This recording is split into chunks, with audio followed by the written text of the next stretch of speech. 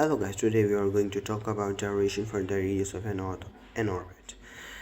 इससे पिछले लेक्चर में हमने जो जितनी भी बातें की थी वो आपको पता है कि हमने बोर्ड्स एटॉमिक मॉडल डिस्कस किया था ना। इट्स टाइम कि अब हम क्या करें कि derivation for the radius of an orbit, जो कि बोर्ड्स एटॉमिक मॉडल के थ्रू बोर्ड्स ने इंपॉर्टेंट काम जो करके दिखाया था कि एक एटम का रेडियस फाइंड आउट करके दिखाया था, उसकी एनर्जी, उसकी frequency, wave number, then further brief explanation with mathematical expressions जो बोर्ड्स ने दी थी वो यहाँ पर अवेलेबल होगी ना। आज मैं आपसे बात करूँगा total derivation for the radius of an orbit, फिर उसके बाद हम एनर्जी पर जाएंगे, फिर frequency and then wave number पर जाएंगे। ये आज का हमारा कोर्स होगा जिसको हम कवर करेंगे। होप्स हो कि आपको पिछली वीडियो अच्छे से समझ आ चुकी होगी और उसमें कोई कन्फ्यूजन होगा तो आप मुझसे पूछ सकते हैं कमेंट बॉक्स में, और फर्दर मोर जो भी आपको है आप वो क्लियर कर सकते हैं मुझसे, ठीक है। नाउ अब हम जो है वो बेसिक डेरिवेशन करेंगे सबसे पहले रेडियस ऑफ एन ऑर्बिट की, कि बोर्ड्स ने एक एटम में मौजूद ऑर्बिट का जो रेडियस होता है उसे बेसिकली उसने किस तरह फाइंड आउट करना सीखा और उसके लिए क्या रिलेशन इस्टेब्लिश किया। सबसे पहली चीज़ कि एक एटम कंसिडर करते हैं कि सबसे पहले एक एटम है जिसमें सेंट्रल पार्ट उसका न्यूक्लियस, आपको एज यू कैन सी कि यहाँ पर आपको नज़र आ रहा होगा कि एक एटम का सेंट्रल पार्ट है न्यूक्लियस और उसके आउटर पार्ट में एक ऑर्बिट में इलेक्ट्रॉन इवॉल्व कर रहा है। जो डिस्टेंस इन दोनों के दरमियान उसे हम आर से डिनोट करते हैं। और ये इलेक्ट्रॉन के बारे में क्या है कि हमने इलेक्ट्रॉन को किस तरह कंसिडर करने के electron with charge equal to E and mass m and moving with tangential velocity v, because it is moving in a circular orbit with uniform velocity, ठीक है। तो इस वजह अगर इसकी जो इलेक्ट्रॉन की वेलोसिटी होती है वो टेंजेंशियल वेलोसिटी होती है, ठीक है।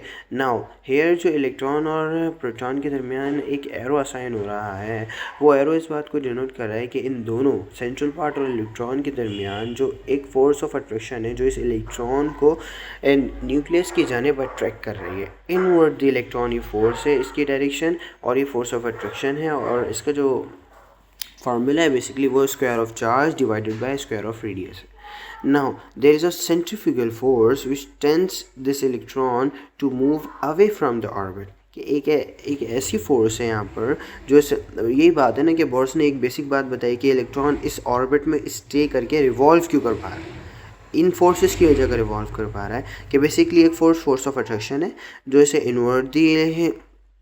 Invert the nucleus towards the nucleus लेके जा रही है, और एक ऐसी फोर्स है जो सेंट्रीफ्यूगल फोर्स है, ठीक है, जो ऐसे क्या कर रही है आउटवर्ड द एटम, यानी कि और अवे फ्रॉम द न्यूक्लियस लेकर जाना चाह रही है, ठीक है। ये बात है बेसिकली ना। तो सेंट्रीफ्यूगल फोर्स एक फोर्स है यहाँ पर और एक फोर्स ऑफ अट्रैक्शन है। सेंट्रीफ्यूगल फोर्स का फॉर्मूला क्या है, mv²/r, ठीक है, आपको नजर आ रहा है।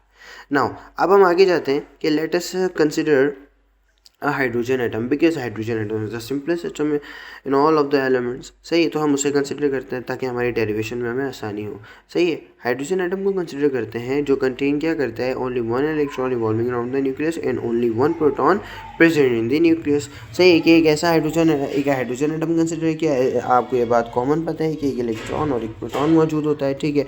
उसको कंसिडर करने के बाद अब हम क्या कंसिडर करते हैं कि उसमें जो रेडियस ऑफ ऑर्बिट है वो है r, tangential velocity of electron जो कि ऑर्बिट में रिवॉल्व कर रहा है उसकी v है वेलोसिटी, मास ऑफ इलेक्ट्रॉन जो है वो है m, और चार्ज ऑन प्रोटॉन जो है वो क्या है Ze, ठीक है।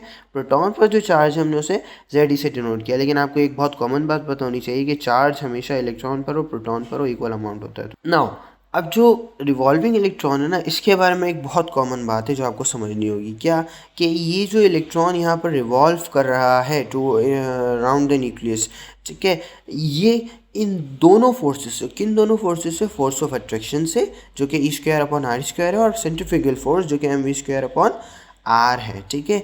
इन दोनों फोर्सेस से ये बैक वक्त असरअंदाज होगा, यानी कि दोनों forces at the same instant इस पर एक्टेड अपॉन होंगी, ठीक है। यही बात मैंने यहाँ पर लिखी है कि now the revolving electron is being acted upon by the following two type of forces which acts on the revolving electron simultaneously,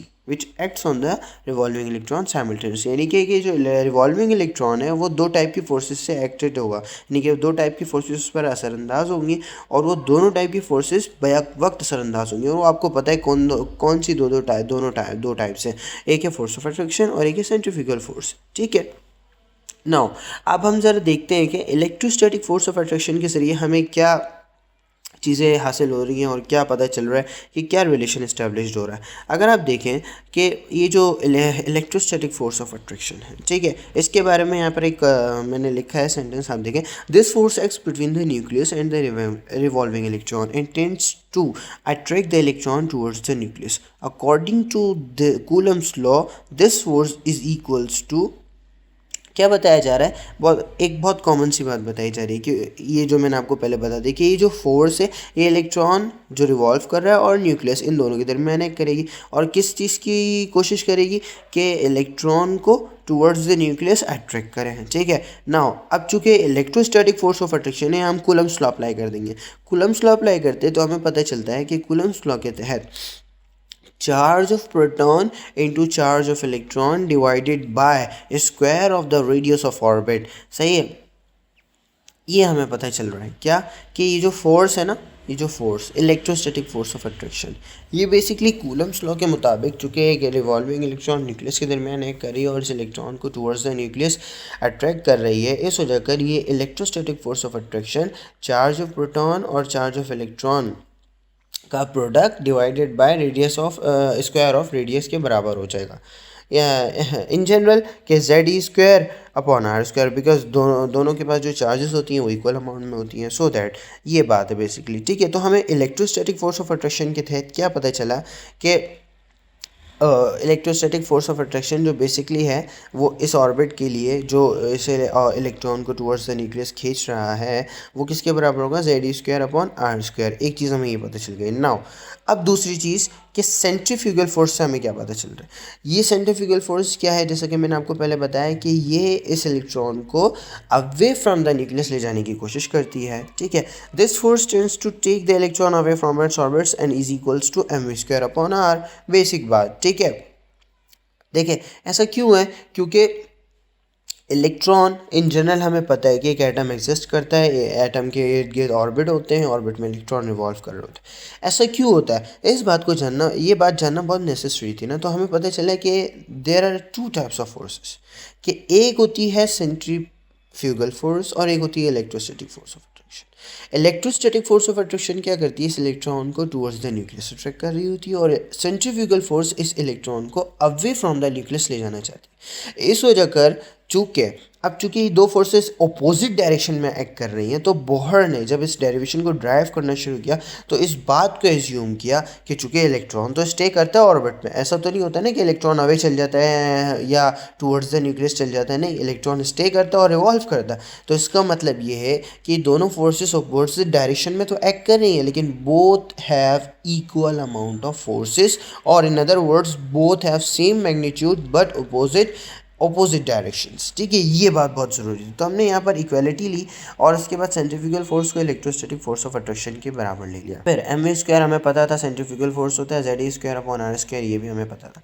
now since the electron is revolving in a particular orbit और circular orbit according to one of the postulates of Bohr's theory, the angular momentum of the revolving electron must be equal to nh upon 2 pi is equals to mvr, that is, देखिए एक basic बात कही जा रही क्या कि चूँकि हमें पता है, अभी हमने से जो रिसेंट लेक्चर लास्ट वीडियो में जो हम आप डिस्कस कर रहा था मैं आपसे बोर्स एटॉमिक, उसमें हम क्या देख रहे थे कि लास्ट में मैंने आपको क्या बताया था कि बोर्स एटॉमिक मॉडल से, इससे लास्ट वाली जो वीडियो थी उसमें मैंने आपको क्या बताया था कि जो बोर्स एटॉमिक मॉडल है, बोर्स एटॉमिक मॉडल के पोस्टुलेट्स डिस्कस किए थे। उन पोस्टुलेट्स में से एक पोस्टुलेट ये था कि बोर्स ने क्या बात बताई थी कि चूँकि एक इलेक्ट्रॉन जो है, फर्स्ट पोस्टुलेट, इलेक्ट्रॉन एक सर्कुलर ऑर्बिट में रिवॉल्व करता है at a specific distance from the nucleus with definite velocity in a particular orbit, ये बात थी। तो उसी पोस्टुलेट का सहारा लेते हुए और फर्दर मोर पोस्टुलेट में हमें क्या पता चला था कि एंगुलर मोमेंटम उसका nh/2 पाई के बाद। तो यहाँ पर थोड़ी सी फिजिक्स का सहारा लेते हुए हमने क्या इस डेरिवेशन में बोहर्स ने किस चीज़ को प्रेफर किया कि चूँकि एक सर्कुलर ऑर्बिट में रिवॉल्व कर रहा होता है इलेक्ट्रॉन, तो उसका एंगुलर मोमेंटम जो nh/2 पाई होता है वो mvr के बराबर हो जाएगा, जैसे कि हमें पता है एंगुलर मोमेंटम का formula mvr। So that is ये क्या हो जाएगा कि mvr is equals to nh/2 pi ले लेंगे। नाउ अब हमने इसमें से v को सेपरेट किया, v is equals to nh/2 pi mr, फिर स्क्वायरिंग की, फिर एलिमिनेट कर दिया v को। अब कैसे एलिमिनेट किया, देखें इस इक्वेशन में यहाँ पर जो v स्क्वायर आपको नज़र आ रहा है लेफ्ट साइड पर सेंट्रीफ्यूगल फोर्स वाले फॉर्मूले में, इस v स्क्वायर को यहाँ से एलिमिनेट करना है। हमने क्या किया, यहाँ से जहाँ स्क्वायरिंग की इस v स्क्वायर की वैल्यू हमें आ गई। अब हमने इस v स्क्वायर की वैल्यू को उठाकर इस इक्वेशन नंबर 1 में पुट किया, यहाँ पर mv स्क्वायर अपॉन आर के v स्क्वायर में ले जाकर पुट करने के बाद जो हमारे पास फर्दर मोर हमने क्या किया, एलिमिनेट किया v स्क्वायर को, सिंप्लीफाई किया, नॉर्मल सिंप्लीफिकेशन है, आर स्क्वायर से आर स्क्वायर को कैंसिल करवाया, आर बच गया, फिर Z square 4 square M N H N square फिर एच स्क्वायर। ठीक है, ये सारा करने के बाद हमारे पास क्या बचा, 1 upon R is equals to 4 square M Z square upon N square H square. हमने क्या किया, चूँकि आर इन रेसिप्रोकल फॉर्म था तो उसको हमने न्यूमरेटर में लिया। जब न्यूमरेटर में लिया है तो हमारे पास एक general formula for the radius of any orbit आ गया।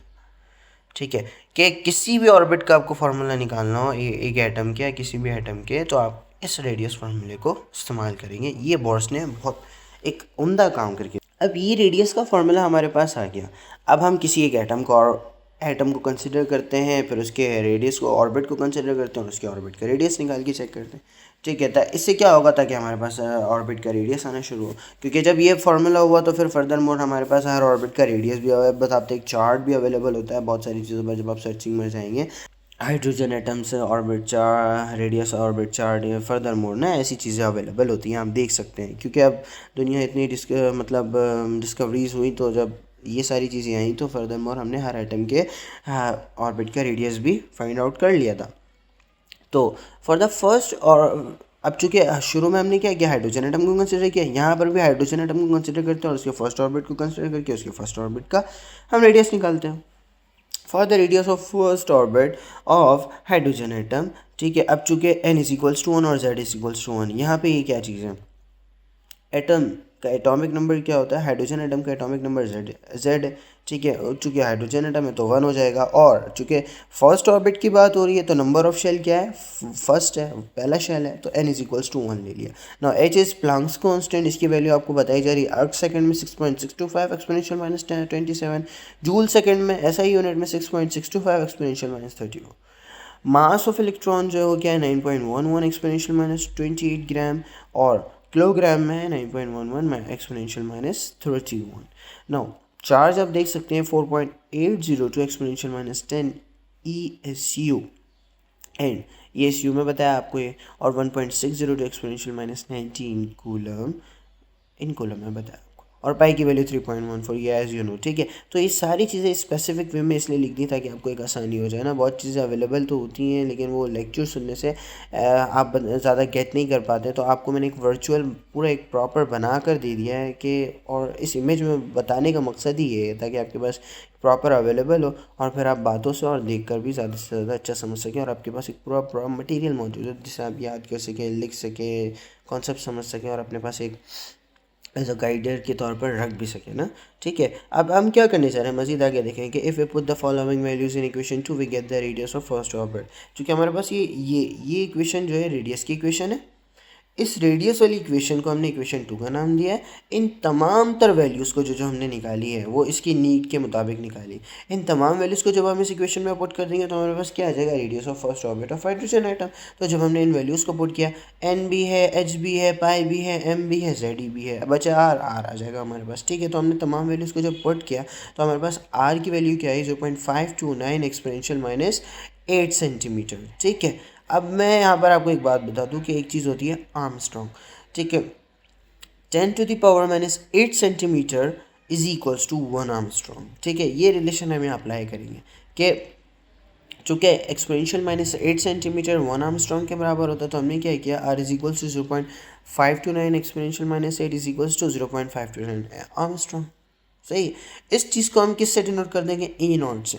ठीक है, for the first orbit of hydrogen atom. सही, ये था पहले ऑर्बिट का, किसी भी एटम के पहले ऑर्बिट का रेडियस आप इस तरीके से निकाल सकते हैं। ठीक है, तो फर्स्ट ऑर्बिट का जो रेडियस आया वो हमारे पास आया A0 is equals to 0.529 angstrom. और इन कॉमन आप देख सकते हैं चूँकि फर्स्ट ऑर्बिट था, तो अगर हम इस फार्मूले में n की जगह सिर्फ 1 रख दें तो 1 का स्क्वायर 1 हट जाएगा, और फिर h स्क्वायर 4π² m, ये सारी चीज़ें वो की है 4π² m z² लिया। ठीक है, ये क्यों लिया? इसलिए लिया ताकि एक जनरल फार्मूला आसान तरीन तमाम ऑर्बिट के लिए बना सके। अब radius of nth orbit in hydrogen atom, अब अगर आपको पहले ऑर्बिट का नहीं 7वें ऑर्बिट का चाहिए, छठी ऑर्बिट का, nth ऑर्बिट तक का एक जनरल फार्मूला बना दिया कि r is equals to n² multiply with a naught. चूँकि वहाँ आपने देखा कि हमने n² की जगह वो वैल्यू पुट की थी 1, चूँकि फर्स्ट ऑर्बिट। अब कोई भी ऑर्बिट हो, आपने n² की जगह n की वैल्यू पुट करनी है, उसका स्क्वायर लेना है और उसको a नॉट से मल्टीप्लाई करा देना है। सही है। उसके अलावा जो फर्दर मोर कॉन्स्टेंट्स और वेरिएबल्स थे हमने उसको सॉल्व कर लिया, तो वो आया था 0.529 एमस्ट्रॉन्ग। तो r is equals to n² into 0.529 angstrom. This is the radius formula for the nth orbit of hydrogen atom. सही है। इसी तरह के तमाम ऑर्बिट्स का अब हम आते हैं, ये हमारा काम हो गया कंप्लीट मुकम्मल किसके हवाले से कि रेडियस ऑफ एन ऑर्बिट। ठीक है, होप्स हो कि आपको यही समझ आ गया होगा। ठीक है, अगर कोई कन्फ्यूजन हो आप पूछ सकते हैं मुझसे कमेंट बॉक्स में और फर्दर मोर